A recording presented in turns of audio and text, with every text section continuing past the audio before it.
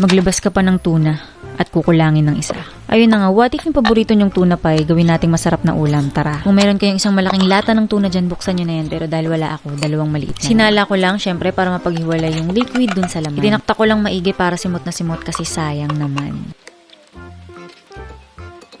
Kumuha lang ako ng sibuyas, tapos dating gawin, tinadtad ko ng maliliit. Puti man o pula, pwede na yan. Tapos, nilagay ko sa isang lalagyan. Huwag kayo mag-alala, hindi naman kayo maghuhugas ng pinggan. Next, 3 butil ng bawang ginamitan ko ng gadgaran.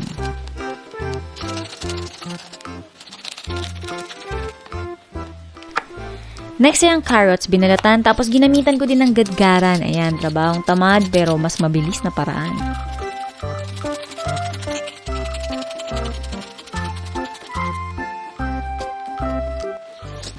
Ito hindi ko pa na-try gadgarin kaya hiniwa ko na lang. Basta ganoon, hiwain lang natin ng maliliit yung ating mga sangkap. Ayan, naglagay din ako ng cheese, tapos ginadgad ko din yan. At dahil trip ko ang Hawaiian, ayan, maglagay tayo ng pinya. Pero kung ayaw nyo, pwede rin naman. Don't worry, wala tayong sapilitan. Next ay isang malaking lata ng mushroom. Hindi ko nahihiwain, masarap kasi yun talaga, makakain mo siya ng buo-buo. Ayan na nga, magluluto na tayo gamit ang aking pan from Masflex. Naglagay lamang ako ng konting mantika, tapos konting butter. Kung wala kayong butter, pwede namang oil lang o kaya naman margarine. Sinimulan ko na nga ang pagigisa, actually kanina pa.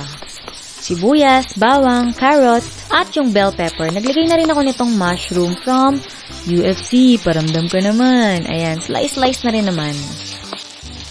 At yung pineapple tidbits. Ito na nga yung ginain nating 2 lata ng tuna kanina. Ihuhulog na natin yan. Tapos, naglagay lamang ako ng pampalasa, asin, paminta, at konting asukal para mas mabalanse pa yung lasa. Pwede kayong maglagay ng mga paborito nyong herbs and spices, dried oregano, basil, at kung ano pa. At naglagay din ako ng mga 1 tablespoon ng oyster sauce. Kung gusto nyo ng maanghang, maglagay kayo ng sili or ng inyong mga chili flakes. At oras na para maglagay tayo ng all-purpose cream.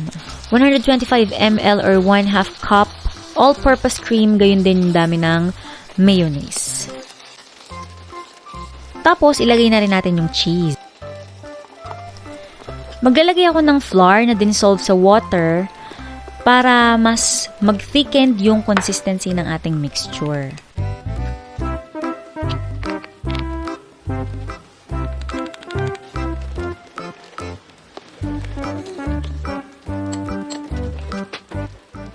Palamigin lang natin, tapos paghiwa-hiwalayin na natin ang ating lumpia wrapper. At para sa ating mga viewers, comment down below ano pong ulam natin dyan. Merienda, tanghalian, hapunan, almusal.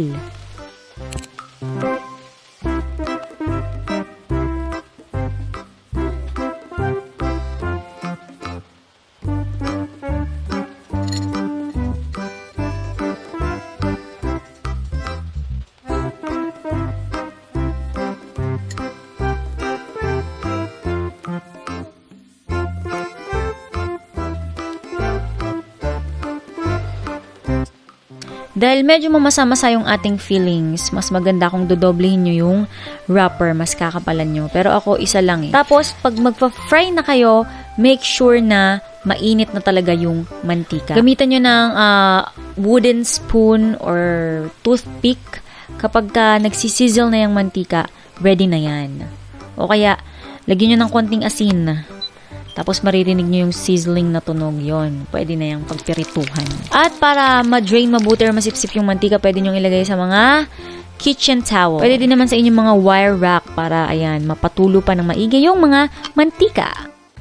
At ayan na nga guys, kitang-kita nyo naman sobrang creamy at napakasarap talaga nitong ating creamy tuna pie in lumpia wrapper. Ganun talaga haba ng pangalan. Bahala kayo kung anong gusto nyong tawag dyan. Basta, kainin na natin yan.